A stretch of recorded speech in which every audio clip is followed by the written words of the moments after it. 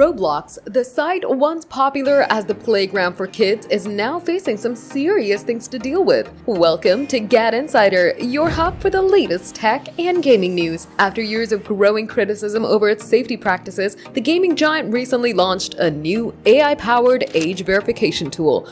But many experts say it's too little too late, and it may not be enough to deal with a far deeper problem of the platform, which has become a market for predators. Originally launched in 2006, Roblox was built to let kids create and play games, chat with friends, and build virtual worlds using in-game currency Robux. Its simplicity, especially during COVID-19 lockdowns, made it a go-to platform for children. But that open-ended freedom has also made it impossible to keep a check, letting any user chat with any other, regardless of age. In July, Roblox introduced a new safety feature called Trusted Connections, aimed at limiting interactions between adults and children. But researchers and child safety advocates are not buying it. They're saying with Roblox topping over 100 million users, it's impossible to truly police who's behind each avatar. Now the consequences are surfacing in courtrooms, with hundreds of lawsuits against Roblox, alleging the company facilitated grooming, exploitation, and even assault of minors. Some of these cases are deeply disturbing. Lawyers working on the lawsuits say they're representing hundreds of children,